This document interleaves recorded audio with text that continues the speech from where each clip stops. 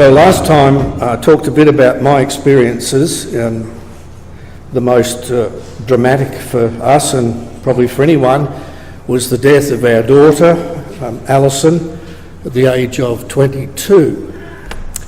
And that was 20 years ago in a couple of weeks' time.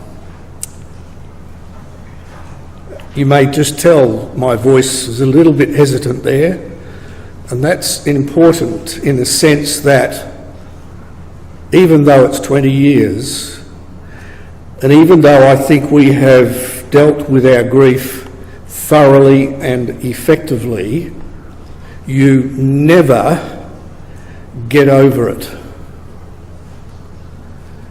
And any illusion that we might have that you do will only create difficulties for you. In other words, if you think, well, after a certain period of time, I'll get over it, and then you discover you haven't, you may start to wonder about your own state of mind. You may even wonder about your relationship with God. All sorts of puzzling thoughts can occur to you because you've got a misconception. We'll explore that more tonight, but that's number one. We looked at the Bible teaching. Much of that, of course, is the first principle, the mortality of man, which we all understand, but when it happens to someone dear to us, it's a little bit different. We also looked at a number of scriptures, or at least had them on the slide, of people's experience in the Bible in dealing with the death of a loved one, including the death of children. And then we looked at the purpose of suffering, God's providential care, which I had to skip through some of what I had prepared there because not unusually for me, I tend to run out of time. And then we looked at helping the bereaved. Now tonight, as I said, we'll deal with the, if you like, the after effects, the ongoing effect of grief. And so we're going to have spend a few minutes on looking at what are the normal kinds of things people do when they suffer grief. When I say normal, that's always a tricky word. Maybe even common would be a better word. It's not going to be the same for everybody. No two people grieve exactly the same way. But there are a lot of things you could say, and we're going to look at, that are common, hence the term normal. But if you didn't have them, doesn't mean you're abnormal, so perhaps it's not the right word. And that leads into what is the grief process? What are the steps, or are there steps? Is there a predictable pattern of events that follow after you have suffered a tragedy? We want to look a bit more at prayer. We did talk a bit about it last time, and there will be some overlaps. There's even a few points on some slides tonight that those of you who were here last time will perhaps remember. We've seen that before. It was very hard to split the subject into two completely separate topics, and I don't think that's a problem. There is inevitably a little bit of overlap, or the same point might be relevant to both parts of the picture.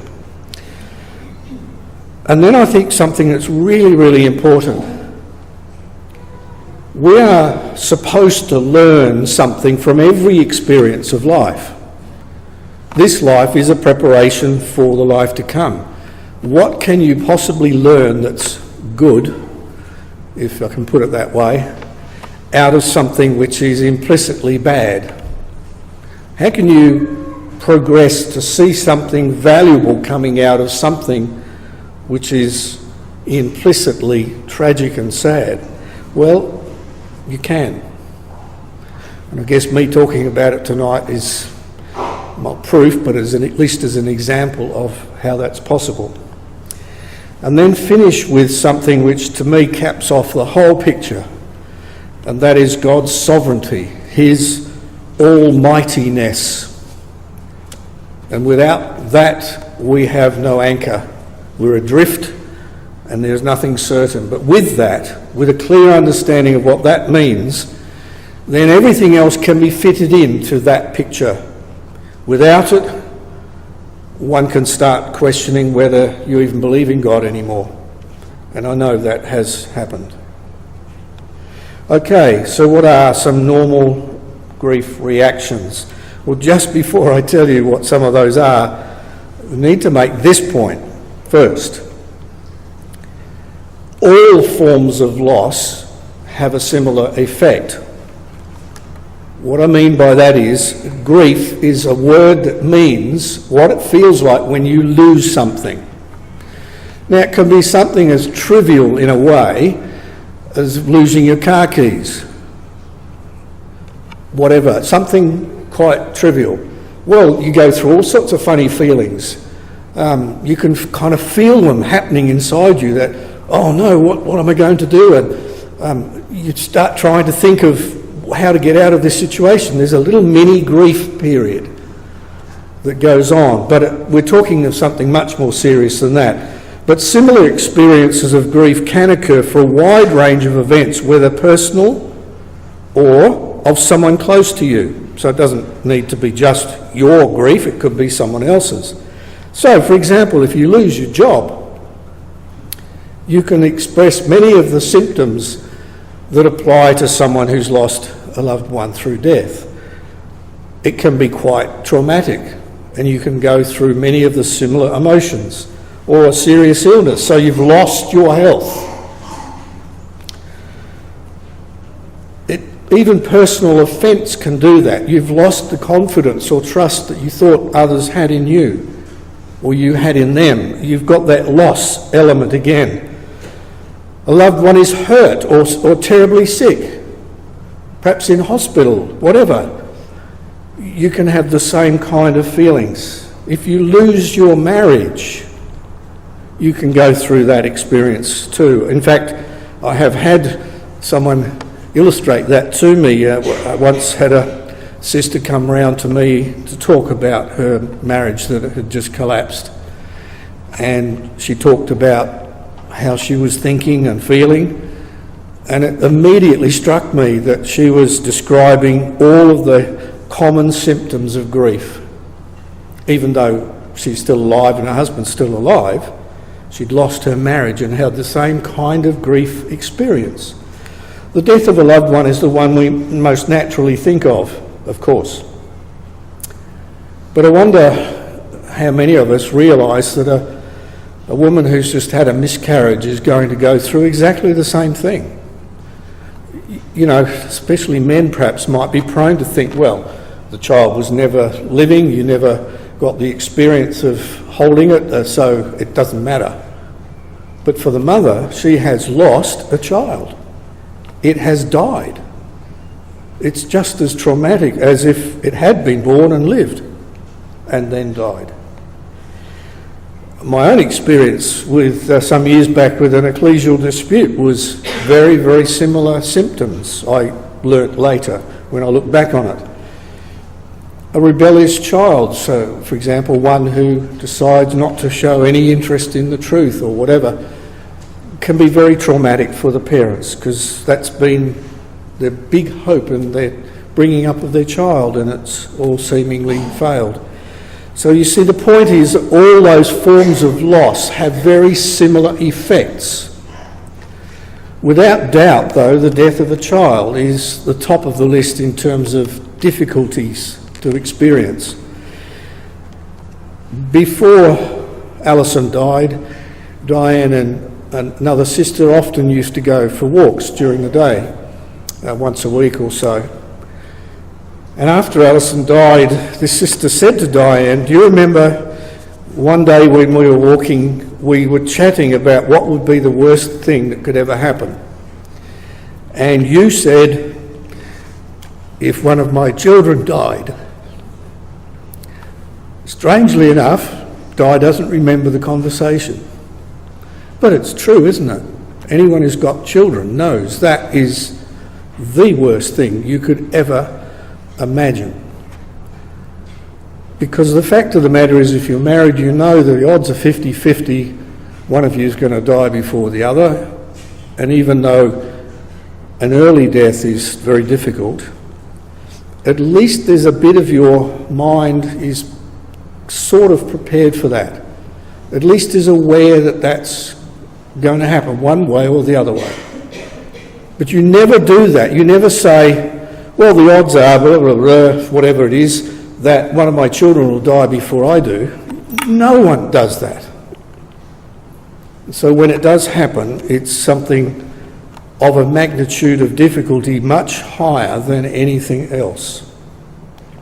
Some of the kinds of things that you go through in the shock of grief are a tightness in the throat, difficulty in swallowing, a choking, and I thought I'd corrected that typo, but I didn't, obviously. I corrected it on here, but that doesn't help on the screen. Shortness of breath, a sighing respiration, in other words, that kind of expression, an empty feeling in the abdomen or a pain in the abdomen. It's not unusual to feel a physical pain. Altered sleep patterns, loss of appetite, restless activity, being disorganised and aimless behaviour, inability to concentrate, to make plans or make decisions. And we were certainly blessed to have a number of people who kept very close to us and helped us make decisions even from the very next day after Alison died. And in fact, one particular brother just took days off work and sat with us all day. We were in no condition to make very rational decisions at the first few days. But then there's emotional reactions, and again, these are common, but not necessarily would anyone have all of these.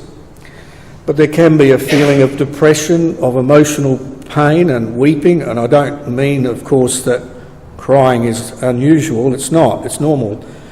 But weeping tries to convey the idea that it can go on and on and on for hours on end, day after day. That can happen. And one can have very rapid changes in feeling, and we certainly experience this. Within minutes you can go from feeling quite okay to suddenly falling into deep grief, and some can even experience the feeling of anger that it's all happened. And then you can feel guilty, and so there can be a real roller coaster of emotions, especially in the early days. And this is not unusual, I think, certainly it was in our experience. The thought that things are unreal, a sense of unreality around you, that you're going to wake up and find it's all a bad dream. I very clearly remember the day after Alison died, being in the car and driving down a busy road and wondering why everybody else is still carrying on as normal. Don't they realise what's happened? Well, of course they don't. But for you, it's all unreal. How can the world keep going when I've stopped dead in my tracks? It's a very peculiar feeling, but normal. There can be feelings of regret. It depends a lot on the circumstances of the death, probably, but nevertheless, it's not that unusual for people to feel that they should have done something or should not have done something, that somehow they feel it might have been different if. Whether that's rational or not doesn't matter, and there's no point telling someone that that's not rational. For them, it's how they feel at the time. And there can be an exaggerated blame of oneself, and there can be that sense that for a fleeting second one has seen or heard the deceased, and certainly I found that happened. At the time Alison died, I was working in the city. I used to go into the city on the bus every day, and as you do from time to time, you look out the window and see someone that looks just like Alison. And for a moment, could it be? Well, it's not, of course, but that happens. And there can be a preoccupation with the deceased, and therefore in parallel with that, a withdrawal from other activities. There can be the dread that one is losing one's faith or going crazy. And certainly there can be the feeling that nothing any longer is pleasurable or meaningful, and that sense of what's the use? With this loss, how can I possibly ever be normal again? Now, not all of those happen to the same person. That would be a bit overwhelming, but I've just put those up as examples of ideas of not necessarily that any one of you have or will experience, but it's important, whether you experience something like this kind of tragedy or not in your life, that you understand that others may do, and therefore be very, very careful how you consider what their behaviour means, and certainly never try to judge them and condemn them or criticise them. That's the last thing they need. Well, this thing called the grief process has been studied by some people, and this woman is fairly famous in this field, a woman known as Elizabeth Kubler-Ross, and she came up with 5 stages of grief: denial, anger, bargaining, depression and acceptance. A couple of those words might seem a bit strange to you, but the value of putting that up is that there are recognised stages of the grief process. But we need to qualify that, and she does. Kubler-Ross claimed these steps do not necessarily come in the order noted above, nor are all steps experienced by all patients.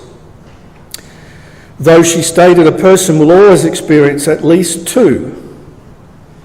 Often people will experience several stages in a roller coaster effect, switching between 2 or more stages, returning to one or more several times before working through it. So just going back to that, what she's saying is, whilst that is a reasonably common cycle to go through, lots of people don't go through exactly that cycle. They jump from one to the other. They might go back to number 1 or back to number 2, but they at least are some of the things that a very large percentage of people do go through. This is another way of looking at it, and perhaps conveys the idea a little better. It's not a smooth process that's predictable, and that's the value of that picture, is the loop effect. So that, and there's a slightly different language used here, but you'll see from the top left-hand corner you start off with what is called normal functioning. Then there's an initial shock and perhaps denial. It's just too awful to think, maybe this didn't really happen. No, it couldn't have happened. And so that's the initial shock period. Apparently a lot of people find a sense of anger that it's happened. Now, we didn't, so I can't really explain that one, other than that apparently it is not unusual. And then at the bottom there's a sense of depression and detachment. I think we've said enough about that on earlier slides. Then what's called dialogue and bargaining. That's not meaning dialogue or bargaining with God in that sense, a bit like the story of Job. It's rather even in your own mind, or at least engaging with others, trying to work out how to move on. And then eventually comes acceptance and a returning to meaningful life. Now later I'm going to say something more about that. This picture is slightly misleading in that it gives you the impression, maybe, that where you finish up with is in the same position you were at the start. It's not. You never go back to where you were. You are always, forever on, a different person. And we'll explain that more later. She goes on to say, in regard to her patients who've suffered great grief, a little bit of a summation of her experience. She says, the most beautiful people we have known are those who have known defeat, known suffering, known struggle, known loss, and have found their way out of the depths. These persons have an appreciation, a sensitivity, and an understanding of life that fills them with compassion, gentleness, and a deep loving concern. Beautiful people do not just happen. Make of that what you will. I think it's rather interesting, and it's perhaps a clue to something we'll cover later, which is what one learns from the experience of tragedy and grief. Well, let's continue on with this grief process. Now, a lot of the points that I'm putting up are from a fairly extensive reading on this subject, but of course, from my experience, I've been able to say, well, that makes sense to me, that makes sense to me, that doesn't, and kind of blend them a bit. I'm not trying to say my experience should be followed by anybody else, but I've tried to pull out of what I've read what I think is most pertinent to us as believers in God.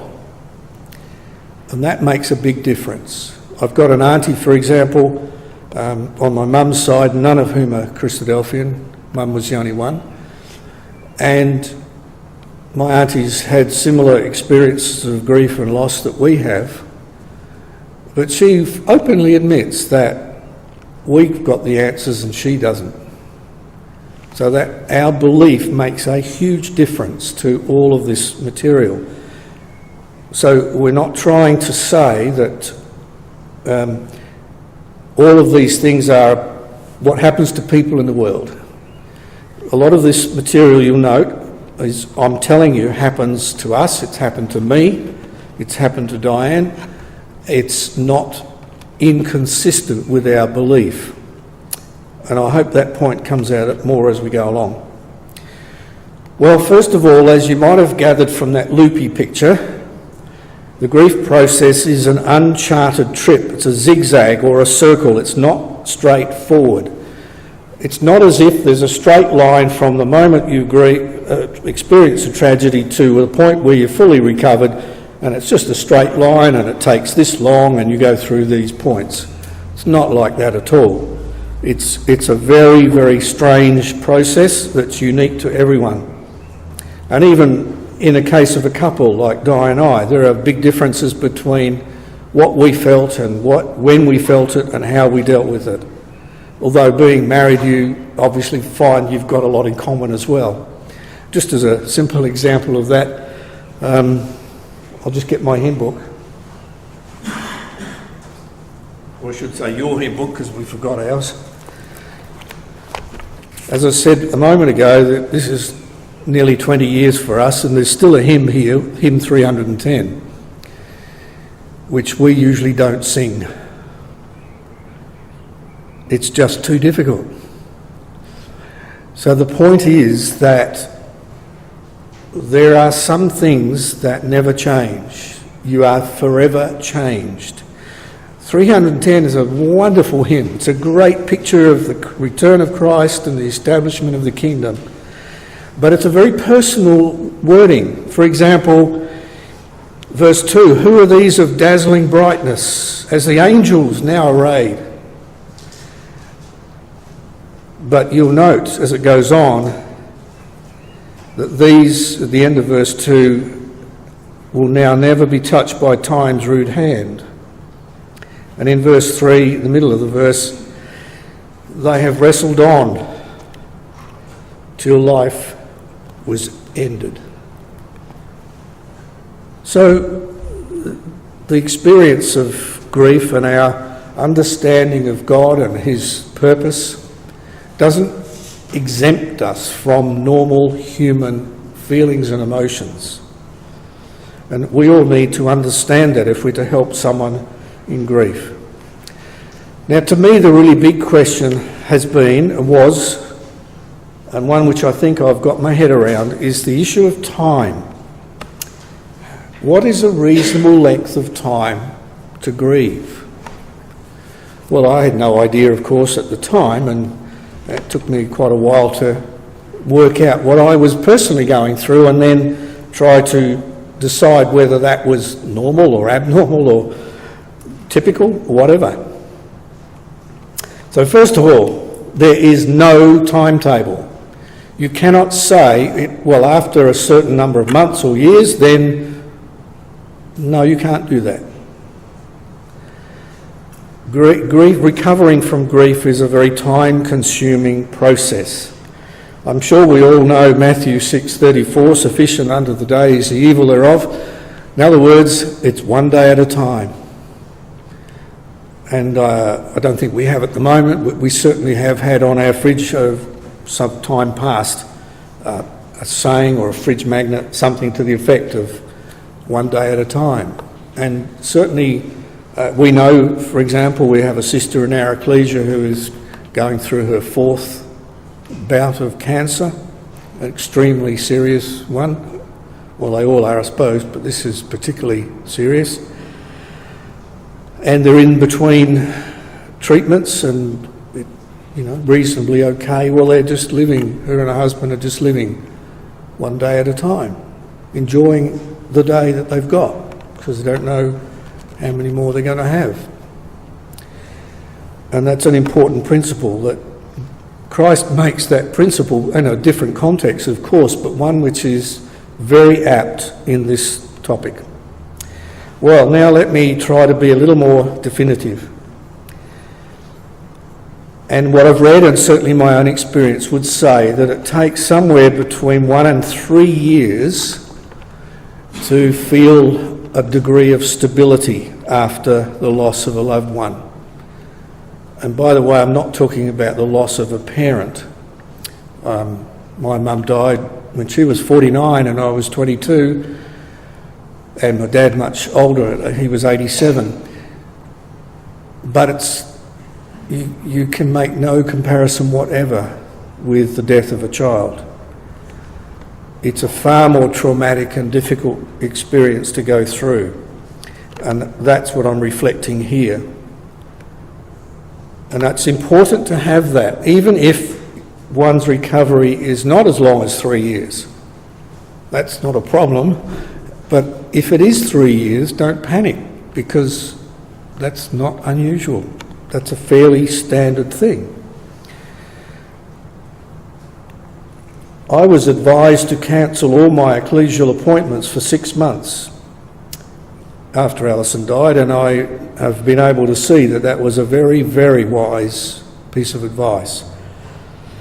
Strangely though, my first talk after that was on James, life is a vapour. What are the odds of that? And the second one was an exhortation, the reading was Hebrews 12, whom the Lord loves, he chastens. Of course, I've been able to reflect on that and see that as being extremely providential in my life. This was part of the way God was helping me come to terms with it all. Not that I enjoyed it particularly, but I found on reflection that was very beneficial in the long run, and this advice was certainly very beneficial. For me it was, and I used to keep notes every day or so of my feelings. If those of you who know me really reasonably well would not be surprised that I do something like that. I do tend to think very technically, if you like, is that the word?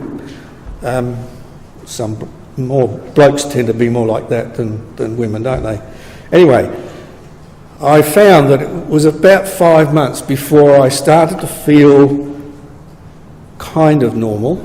At least I wouldn't suddenly burst out crying, or I wouldn't suddenly have to walk out of a room where other people were there because I just knew I was on the edge. It took 5 months for me to stop having those kinds of sudden, out of the blue, no promptings, nothing was happening to make me think of Alison. It just suddenly was there. And it was overwhelming. Now, for others it might be less, might be more. I'm just putting that up as my experience. And it's commonly said that the first year is the most difficult, and there's a simple reason for this. That it's in the first year that all significant events and anniversaries are encountered. But once you've been through one full year, you've encountered them all once. And so the next time, the second time around, Might not be easy, but at least you've been there before. You are no longer caught off guard in any sense. It's familiar ground, even if it's difficult. So it could be a birthday. In the case of a couple, it could be a wedding anniversary, whatever it might be, the family gathering at Christmas time that this person is no longer there. They are really tough the first time round. And sometimes, well, for me, many, many years later, it was still a little tricky. For example, many of you know I've been a marriage celebrant for 26 years, and for many years after Alison died, of course, weddings are terrific times. They're happy times. Everyone's on their best behaviour and smiling, and a bit of me was saying, yes, but Alison should be here. She would have been here, but she's not. So I'm happy and sad at the same time.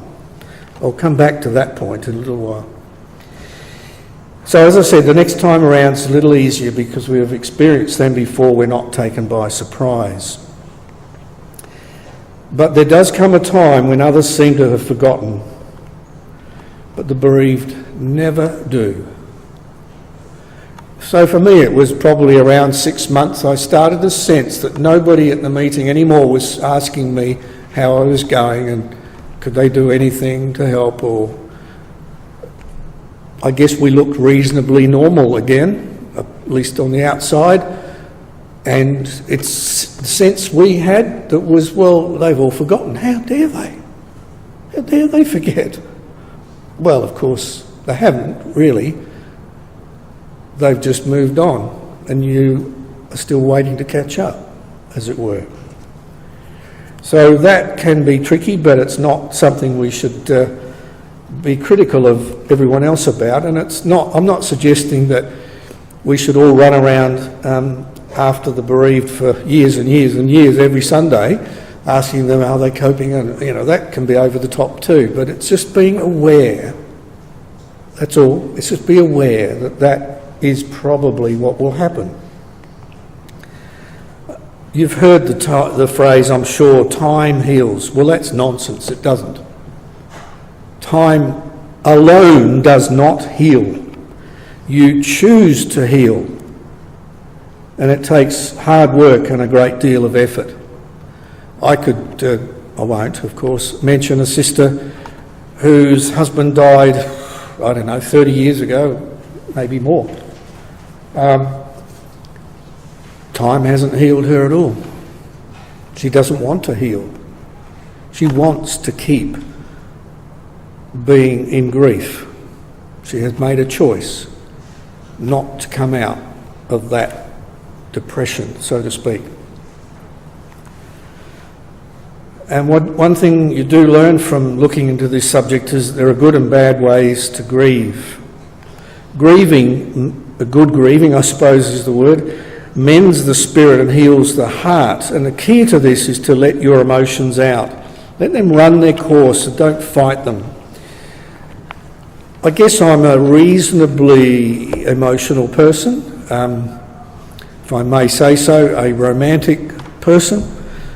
I don't mind showing my emotions, and I certainly don't mind showing them to my dear wife.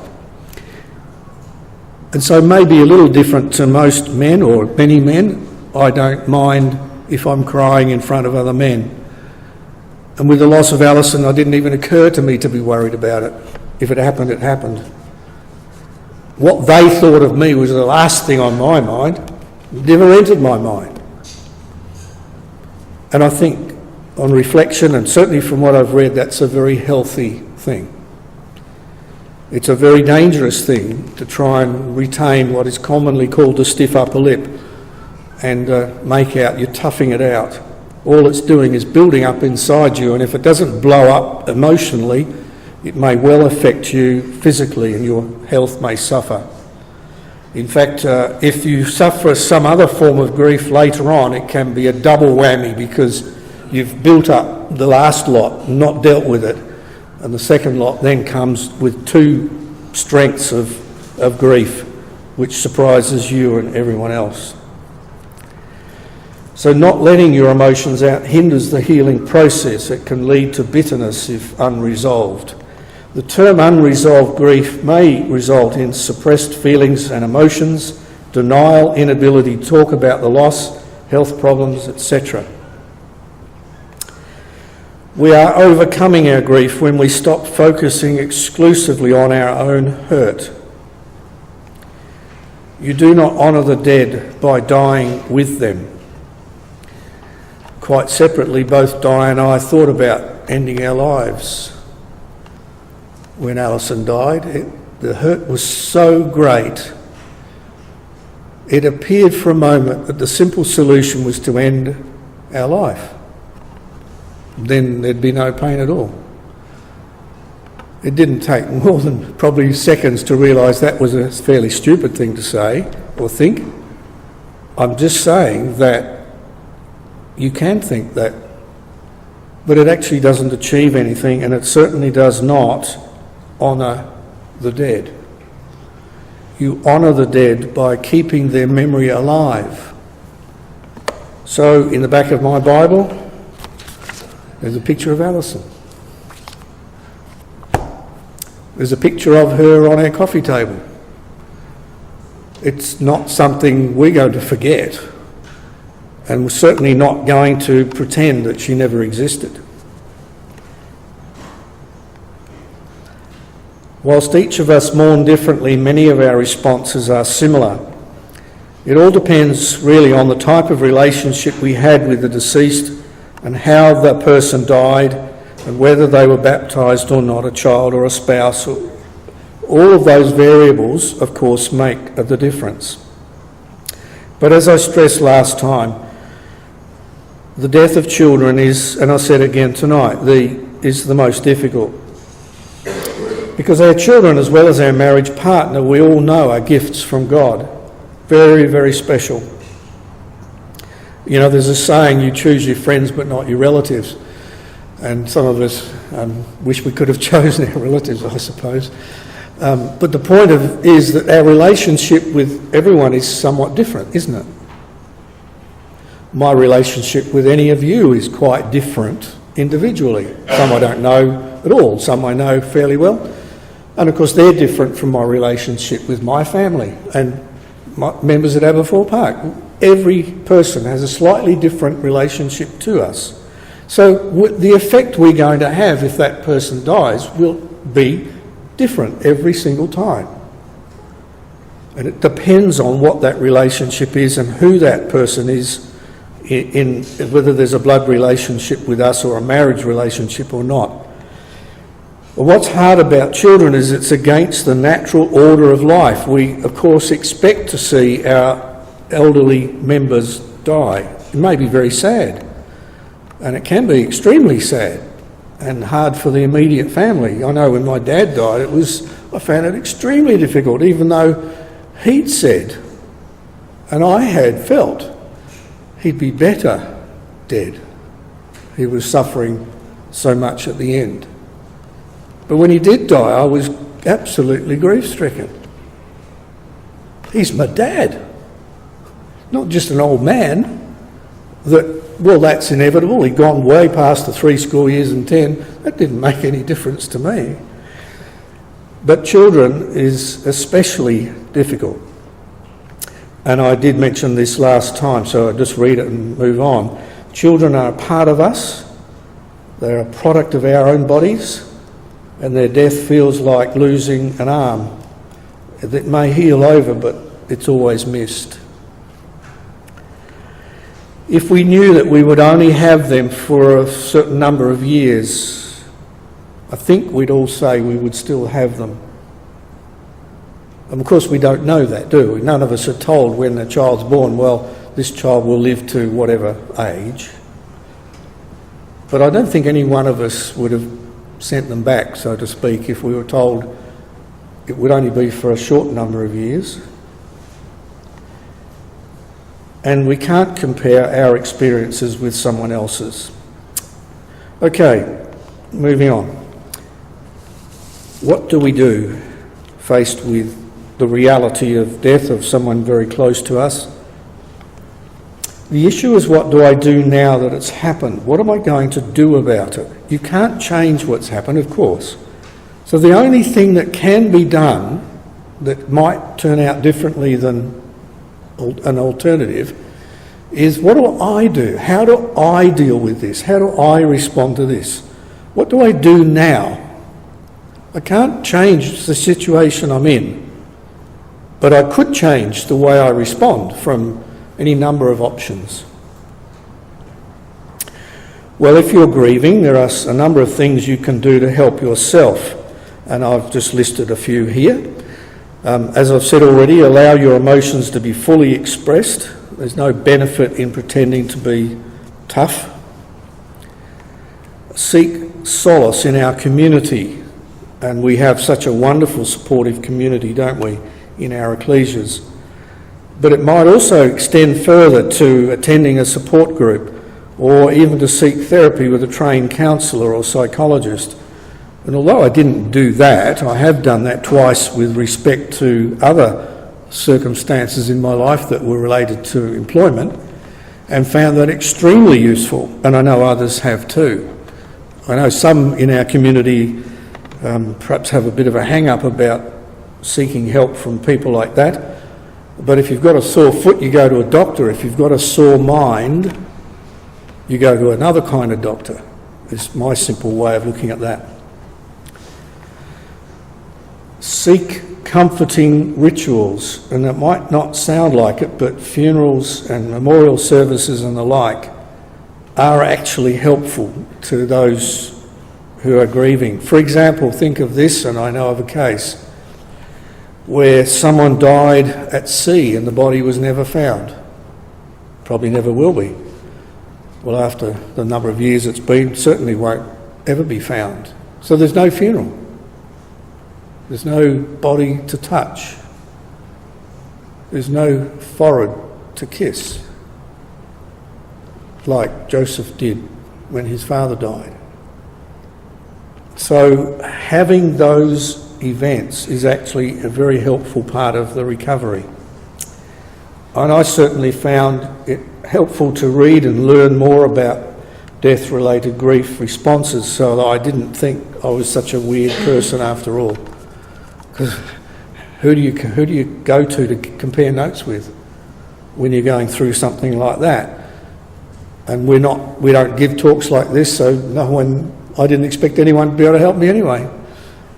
And I found it very helpful to read, and I guess one of the things I'm trying to do last week and tonight is convey some of that to you, not that you will either remember it all or need to, but certainly some of the broad points I'm making hopefully will remain with you, and some of you might choose to look into it a bit further, which wouldn't be a bad thing.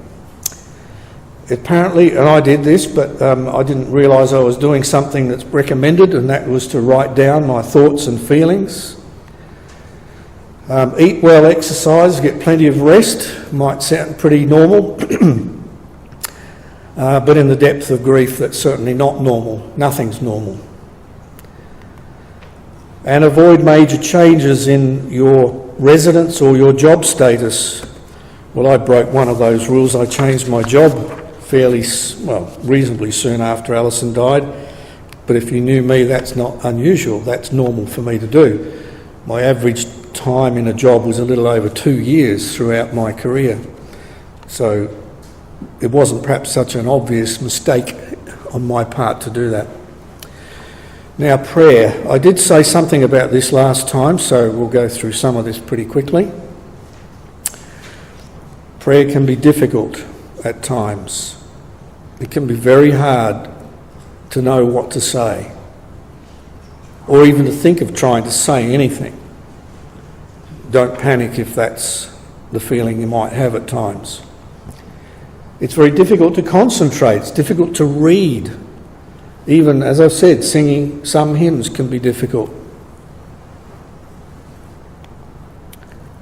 We need, as I said last time, to tell God our needs, not what he should do, or put it another way, to tell God the problem, not the solution. And we saw last week that our knowledge of the coming kingdom may not help us immediately. We looked at the verses in John 11, which is the raising of Lazarus. But his sisters were grief-stricken. Even though they had no doubt about the resurrection from the dead, they were still grief-stricken. That didn't eliminate their grief at all. And it doesn't. I know we've got that verse in Thessalonians which says, comfort one another with these words. And I think that is really not my subject tonight. But in one sense, that knowledge does not. It does in the ultimate sense, yes, of course. But it doesn't suddenly mean in the depths of grief I suddenly go, oh, that's right, oh, well, I'm fine now, I'm happy, and carry on as if nothing had happened. That's crazy. That doesn't happen. It didn't happen to his sisters. They didn't have any question about the resurrection of Lazarus in the last day, but they were still grief-stricken, and they made that very clear to Jesus in no uncertain terms. Prayer is important because it shows we acknowledge that we can't manage our grief alone. And God wants to hear us, wants to hear us say that. The one thing I think that he's always wanting to hear from us, is that we cannot do anything on our own. We need his help. And God loves us enough to turn us down sometimes. There is no tyranny of the urgent with God. There are things in our lives that sometimes seem extremely urgent. We just have to get it fixed right now. Well, that's not how God sees it often. So do we ask in prayer for the healing or for the life of someone who's dying or whatever? Do we ask for that? Or do we ask for Christ to come back today or tomorrow, and then we don't have to worry about this problem? Or do we ask for the strength to cope with the problem we've got?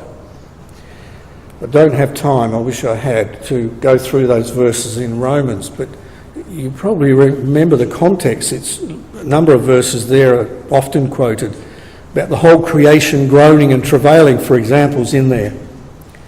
But in there is the verse that says, we do not know what to pray for as we ought. And it's in the context of suffering. It's not saying that in normal circumstances we don't know what to pray for. We've usually got a fair idea what to pray for.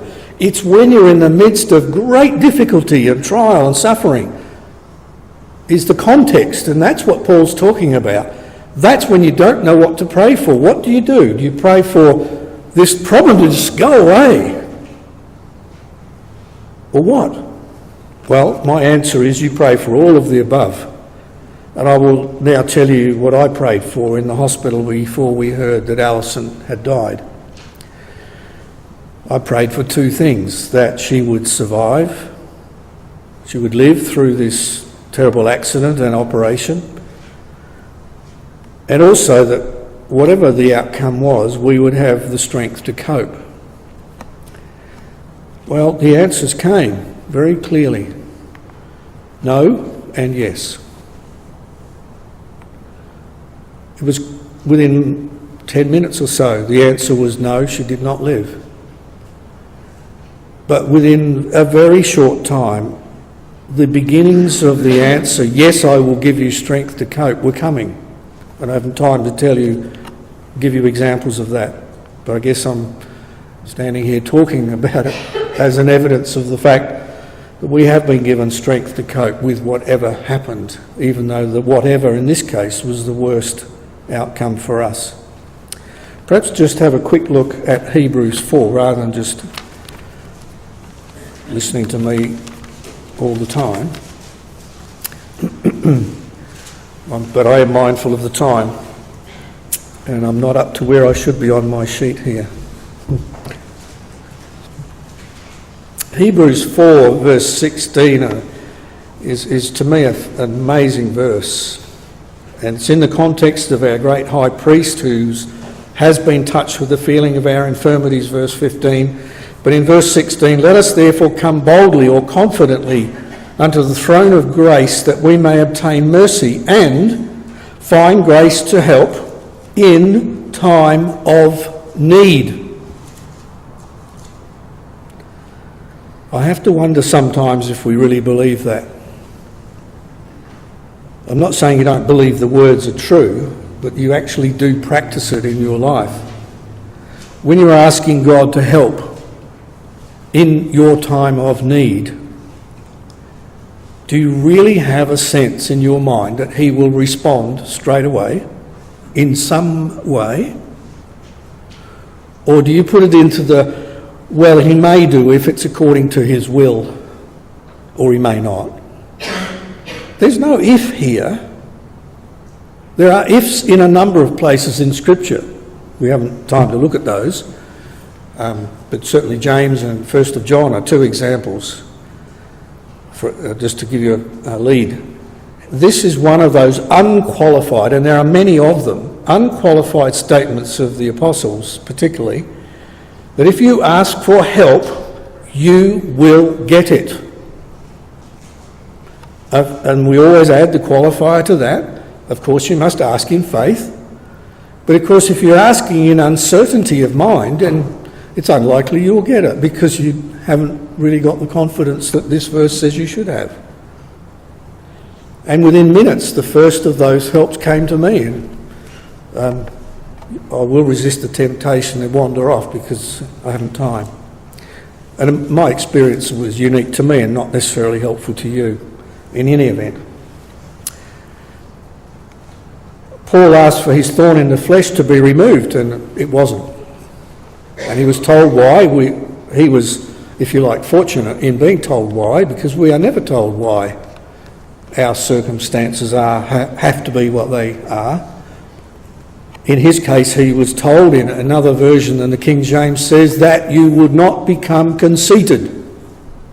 Exalted above measure is the King James words. So Paul is confessing that it was right. If he'd been given unfettered liberty to do whatever he wanted, he would have got a big head. And that's not what God wanted. His thorn in the flesh was to keep his head in proportion to his body, if you like. We would never have dared to say that about Paul. Imagine if that verse wasn't there and I was giving a talk on the Apostle Paul and I said, you know why he had these health problems? Is so he wouldn't become big-headed. You'd probably march me off the platform. But Paul says that's true. So there are a few cases, very few, where we're actually given information as to why this had to stay the way it is. But he adds, of course, in Philippians that he could do all things through Christ who strengthened him. See the word? Strengthen, same as in Hebrews 4:16. Well now, we're getting close to the end. Learning from grief. What are the things we can learn? Well, there's lots of things, I think, and I've tried to put them in some sort of logical order. What are our expectations of life? Well, one of the things you learn from tragedy is you can't assume anything. Who knows what's going to happen as we leave this hall? Who knows what will happen tomorrow? Nobody. Not a clue. And it may not be anything out of the ordinary, and usually it's not. But at least in the back of your mind should be that slight little thought. It all could suddenly change, for the better or worse. Who knows? If you have this mentality that says, well, I'm one of God's children, everything must stay the same as it is, and I must have a certainty that every day will just be nice the way this day was, well, I'm sure you're going to be very suddenly forced to change your thinking if that is the way you think. Job said very plainly, when all his belongings, all his family, his health, the support of his wife, all went, he said, shall we not receive good and evil from God? He had realistic expectations. God doesn't owe us anything.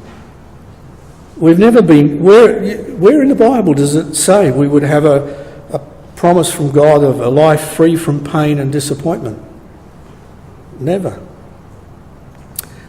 We referred to Job 5 last time, that where man is born to trouble as the sparks fly upward. Crisis, problems like this are inevitable.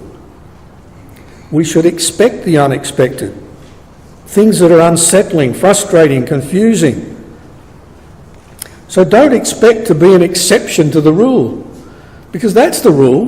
The rule isn't that everything goes smoothly, but the exceptions to that are things that go badly. No, it's the other way around. Expect difficulties. That's what Job 5 is saying, and many other scriptures support it. But in all of this, we learn about God's care. We touched on this a bit last time, that God is totally in control of everything, from the universe down to the sparrow and the hairs of your head. And he's never disinterested. And for those of you who have not got a terrific vocabulary, that doesn't mean uninterested. Disinterested is more of a neutral word, neither actively involved or couldn't care less. It's just this in the position where, well, whatever. Well, God is never like that. He is either actively involved or standing back, letting things happen. There's no kind of, well, he's taken a holiday, like the prophets of Baal were being told, maybe Baal's gone off on a holiday somewhere or whatever, and yell louder and he might wake up and come back. We don't have a God like that. We are ever in God's vision. He's always with us. Example from 1 Peter 5:7. And we talked last time a little bit about Psalm 23, the Good Shepherd. He promises we will never be alone, even in the valley of the shadow of death. We've touched on this a bit, so this is really just summation of some of the things we've already said. Both James and Peter talk about the trial of our faith. We can't tell which things in our life are the trials or which things are simply the product of being normal human beings. But clearly some of our problems are trials brought by God to strengthen our faith, to prove whether we have faith or not. And it's not nice, but it's vital to our salvation. Faith is our life raft. If we don't have that, we've got nothing. And God will never do anything to undermine our faith. He's not trying to destroy our faith, but he is trying to make it stronger, and the only way to do that is to test it. And so he will challenge it. Our faith will never be unchallenged for long. And we've referred to Hebrews 11 last time. Faith is God's top priority as far as we're concerned. Without faith, it's impossible to please him. And so the opportunities for faith to grow are many. It's important, therefore, to use these experiences, take them as something constructive in your life, and grow your faith. And Psalm 77 makes a beautiful point that's, again, we haven't time to turn up, that when you're in difficulty, it's important to think back earlier in your life and remember when God has worked positively in your life and you have seen the evidence of God's goodness to you when you've had faith in him. And then you build on that now in your current difficulty. So God permits us to experience struggles of various kinds. He permits difficulties to occur. And we did look at Job last time, so we're not now. A trial has a purpose, not necessarily a cause. We saw clearly that there was nothing faulty about Job that meant God came and punished him by killing all his children. What sort of a God would that be if it was true? Would you worship a God like that? That would kill your children to teach you a lesson? Now I know that's blunt, but if you're not thinking clearly, that's what you might say without realising it. You might, in all good intention, say to someone, well, perhaps God is trying to teach you something through this experience. Well, of course, that's not untrue, but be careful, because it sounds like you're saying, God has taken my child to teach me a lesson. Well, I'm sorry, brethren and sisters, if that's God, I don't like him. I wouldn't worship a God like that. And I don't. I know that's very blunt language, but it's a subject I feel very, very strongly about. God will not intervene to take away our freedom of choice to do good and evil.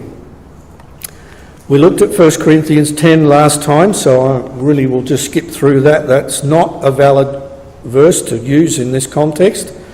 That verse is about temptation to idolatry. It's not about the trials of faith. So please don't misquote it to someone thinking you're going to make them feel better, when in fact it makes them feel worse. And there are times when, and it doesn't have to be a death of a loved one, it could be a number of things, that life is too much to bear. And Moses said that plainly, and there's 2 quotes for that. Life can be too much to bear at times. That's not a sign that somehow we've just lost the faith. It's simply saying, well, we're only mere mortals.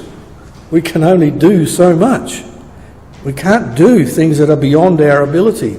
So not being able to cope at times is not therefore a sign of weakness of faith or lack of faith. And telling someone who is not coping that they should be makes them feel even worse. Now, our last little bit, we'll just look at Romans 9 for a minute.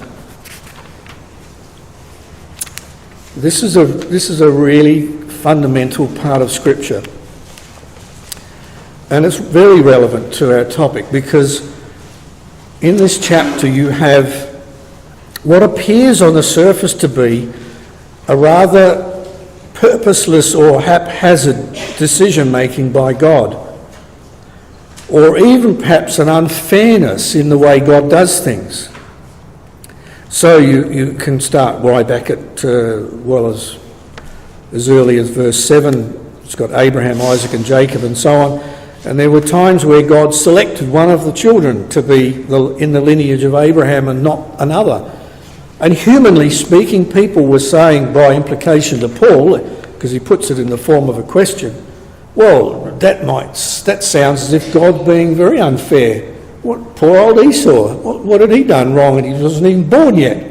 And yet God was already relegating him to an inferior position. That's not fair. Why didn't you let him be born and grow up to be a man, and then he can make his decisions, and then, fair enough, if he does the wrong thing, he's judged. And that's human thinking. It seems logical, but it's not. And it goes through the example of Pharaoh's heart being hardened. We can't talk about it now. And so in verse 19, he is again quoting this unknown challenger. Thou wilt say then unto me, why doth God yet find fault for who has resisted his will? So if, for example, Pharaoh was only doing God's will, why was Pharaoh punished? That's the human logic. It doesn't seem fair. So verse 20, Paul says with a very blunt, no! Don't think like that. You are on terribly dangerous ground when you think that way. Nay, but, O man, who are you to reply against God or argue against God, to dispute with God? And that was Job's problem once he got provoked, wasn't it? He challenged God. He asked God to come and stand right here, and he would ask God some questions and he'd better have the answers or else. Sounds stupid, really. God being answerable to us? But you see, that's what the human thinking is doing. It's wanting to make God answer to our system of what we think is fair. And Paul puts a stop to that and says, don't you dare do that. Don't you dare ever think that way. Middle of verse 20, shall the thing formed say to him that formed it, why hast thou made me thus? Hath not the potter power over the clay of the same lump to make one vessel unto honour and another unto dishonour, and so on? It's like a piece of clay saying to the potter, I don't like the shape that you've moulded me in. A piece of clay with a brain that doesn't exist, saying to the potter, who's a brilliant craftsman with a tremendous brain. You can see the silliness of that picture. And Paul's saying that's just as silly as us trying to make God conform to our idea of fairness.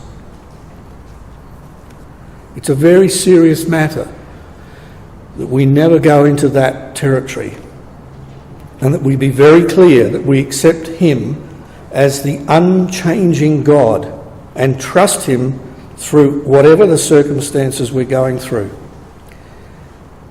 And think about what God has to do. He has to work through, scripturally speaking, a chaotic history. You know how long God tolerated the nation of Israel? 400 years. Until he said, I think I've been tolerant enough. It's about time you went off into captivity. I think if you or I were God, they would have lasted 40, not 400 years. Maybe that's optimistic. But God does work through chaos. And it's not out of control as far as he's concerned. And God never makes mistakes. That's what it means to be God. He can't make a mistake. So we have to learn to be content, to never give up our basic faith. There is no theology of a helpless God. And as I said last time, no one in heaven is ever surprised about what's happening down here in your life or mine, because God is fully aware. And although it's sad for us at times, he has allowed certain things to happen within his purpose. He hasn't shared with us the minute detail of why this happened to me or this happens to you. But we have enough examples in Scripture to know that he clearly did know what he was doing in the life of Joseph, for example. Even though he finished up in a dungeon twice, and he'd been promised that he would be head. If I was Joseph, I think I would have said it the second time I'm in prison, excuse me, God, have you forgotten your promise to me? What's going on? I've been faithful to you and this is happening? You never hear that from Joseph. What an extraordinary man he was. We are now in training for both the rest of our lives and for the kingdom.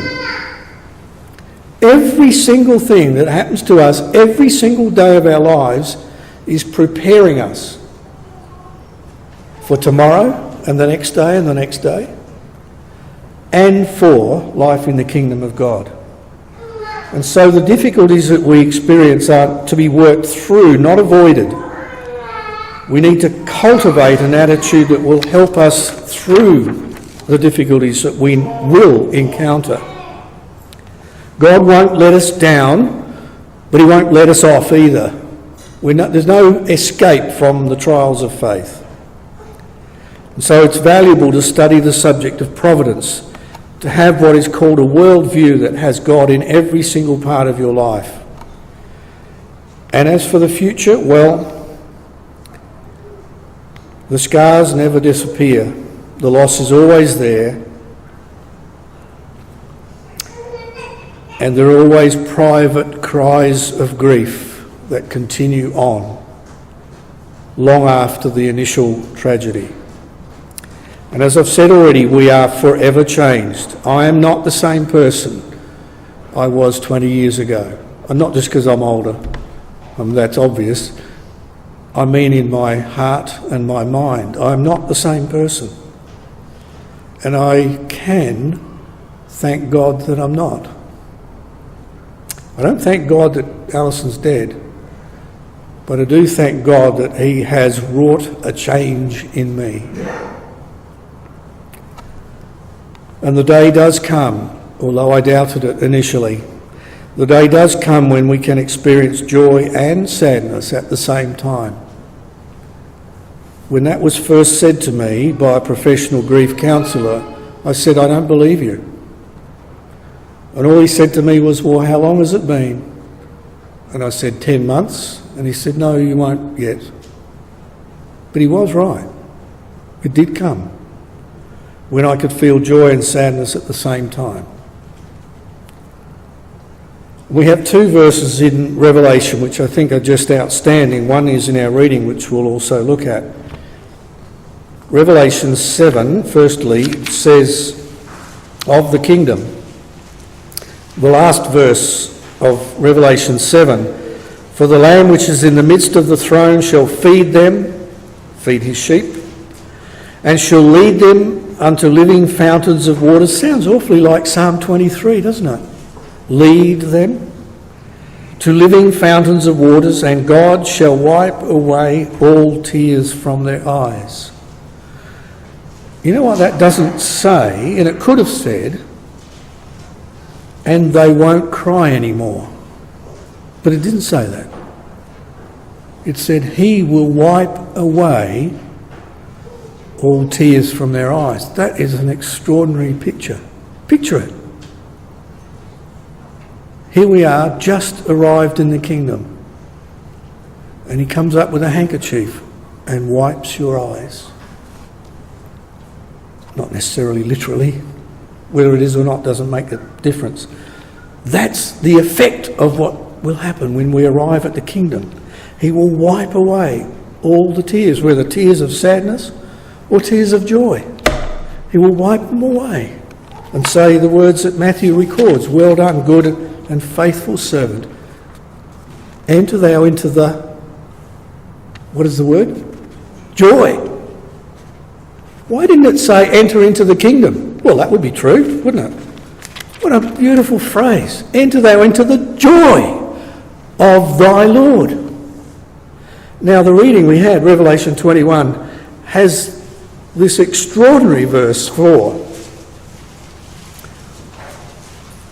Not only what we've just read back there in chapter 7, but God shall wipe away all tears from their eyes, as we've read, but also there shall be no more death, neither sorrow, nor crying, neither shall there be any more pain, for the former things are passed away. That's actually difficult to comprehend in this way. Assuming, as I think we should, that we will have our memories in the kingdom and beyond. What we're being told here is that no matter what your memories are, even if they were of sad things, you will no longer cry. Because you're immortal, of course, and because now everything makes sense. That's not an easy concept to understand in the practical sense. But we must hold on to that when it seems as if our sorrow will never be appeased. Here we're told plainly, yes, it will. It will end, and there will be no more, neither crying nor tears.